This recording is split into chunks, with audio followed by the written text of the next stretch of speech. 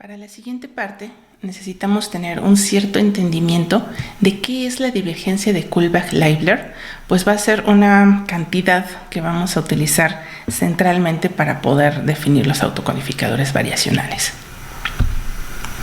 Bien, entonces primero tomamos esta definición que ya podemos encontrar incluso en la Wikipedia, donde nos explican que la diferencia de Kullback-Leibler tiene de hecho diferentes nombres. También se le conoce como divergencia de la información, pues va a estar relacionada precisamente con maneras de codificar información. Otro nombre es ganancia en la información o, bueno, a ver, que se me hace más familiar, es entropía relativa. Todos estos conceptos precisamente de teoría de la información. Con todos estos nombres, ¿qué es lo que mide? Bueno, mide el número esperado de extra bits requeridos en muestras de código P cuando se usa un código basado en Q en lugar de un código basado en P. A ver, vamos elemento por elemento. ¿A qué se refiere con un código basado en P? Bueno, P va a ser una distribución de probabilidad. La idea es que lo que veríamos en teoría de códigos es que una manera de obtener codificaciones que ocupen la menor cantidad de bits posibles es hacer lo siguiente. En la parte de abajo tenemos la ilustración de un par de distribuciones de probabilidad sacadas a partir de frecuencias. En el ejemplo lo que tenemos son la distribución de probabilidad de que aparezca cada letra en diferentes idiomas. En moradito vemos en español, en verdecito está el inglés. Entonces, si queremos guardar de manera compacta un texto que esté escrito en español, la manera más eficiente de hacerlo sería lo siguiente. Busquemos cuál es la letra más común en español. Pues aquí nos está apareciendo que es la letra E. Entonces le vamos a asociar un código en bits más pequeño a la letra E, puesto que esta va a aparecer muchas veces. La siguiente letra sería la letra A.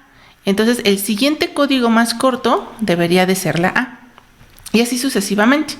Entonces, lo que estamos tratando de representar con estas barritas de aquí es la distribución de probabilidad de uso de los caracteres cuando estamos trabajando con el lenguaje español.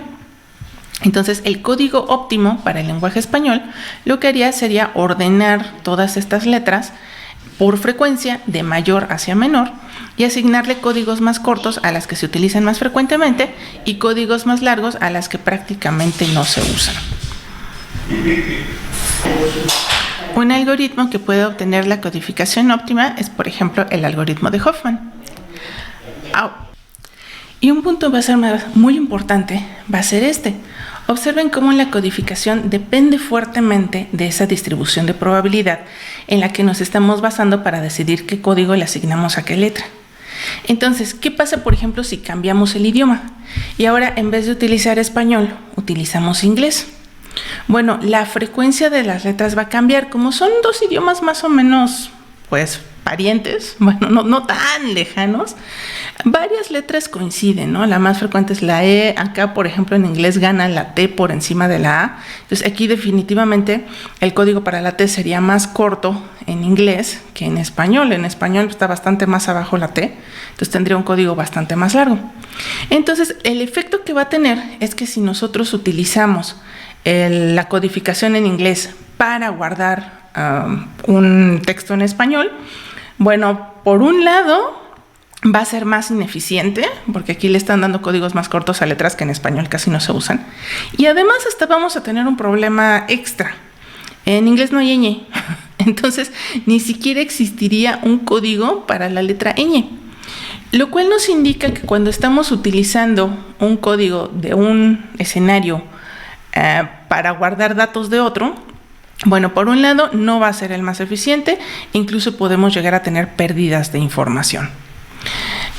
Lo mismo a la inversa, ¿no? Si decidiéramos utilizar el código en español para guardar textos en inglés, pues igualmente estaríamos desperdiciando bastante espacio.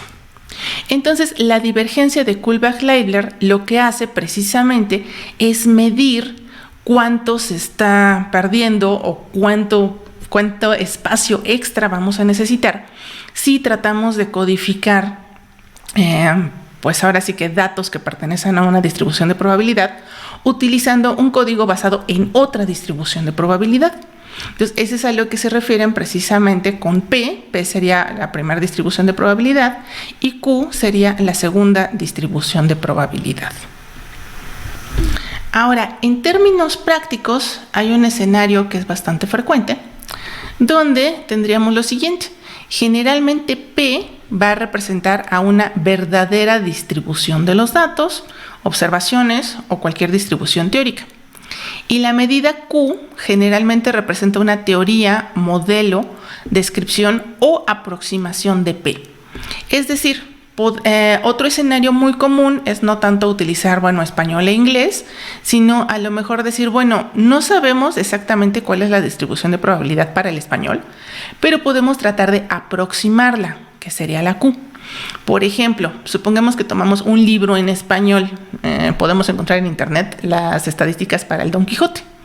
Entonces, a partir del Don Quijote podríamos intentar contar a ver cuántas veces utilizó cada letra Cervantes y a partir de ahí sacar las frecuencias y aproximar la distribución de probabilidad P. Entonces, esto tendría un cierto sesgo, ¿no? Porque sería el español de Cervantes nada más. A lo mejor esta distribución va a cambiar si empezamos a considerar usos más generales del idioma español y por eso diríamos que la distribución Q es simplemente una aproximación a la distribución verdadera P, que esta en general pues no la vamos a conocer. Y la convención precisamente es que la letra P se va a utilizar para referirnos a la distribución verdadera y la letra Q se le va a asociar a las aproximaciones que nosotros vayamos a hacer. Si gustan ver un ejemplo con más detalle, con gráficas y hasta con numeritos, les recomiendo que visiten este sitio. Viene una descripción bastante divertida en términos de gusanos extraterrestres y el número de dientes que suelen tener estos gusanos un poco glotones. Entonces, entren por ahí y podrán ver un poco más de anécdotas al respecto. Finalmente, vamos a concluir esta sección dando la fórmula matemática para calcular la divergencia de Kullback-Leibler. Sean P y Q, estas dos distribuciones de variables aleatorias continuas, con P y Q van a ser las densidades. Entonces, la divergencia de Kullback-Leibler se va a definir como la integral de menos infinito a infinito de la probabilidad P por el logaritmo natural de P entre Q de X. Si utilizamos las propiedades del logaritmo, entonces también podemos tener que el logaritmo de la división es una resta, la podríamos escribir de esta otra manera, que esta es de hecho la que vamos a estar utilizando para explicar a continuación las ecuaciones del autocodificador. Cosas que se suelen hacer notar es que esta divergencia no es simétrica. Observen claramente que no es lo mismo escribir un libro de español con un código en inglés que tomar un libro en inglés y escribirlo en un código en español, ¿no? Una forma muy rápida de notarle era lo que mencionaba de la ñ. Entonces, por eso se dice que esta divergencia pues no es realmente una medida, como sería la medida euclidiana, porque no es simétrica. Sin embargo, vamos a darle un uso bastante parecido al momento de trabajar ya con las redes neuronales. Otro detalle interesante a mencionar es, la definición, generalmente vamos a ver aquí, de hecho, que escriben log en vez de logaritmo natural. El logaritmo puede venir en base 2, si los datos son binarios, o puede llegar a venir también en logaritmo natural. Y en ambos casos esto tiene nombre. Un detalle interesante que vamos a tener entonces son las unidades en las cuales se miden en general entropía, divergencia de Kullback-Leibler y otras relacionadas. Si las unidades que se están manejando son bits, entonces el logaritmo sería base 2 y lo que vamos a estar midiendo van a ser precisamente bits. Si la base que hay aquí es E, entonces se van a llamar nats, supongo que precisamente del logaritmo natural.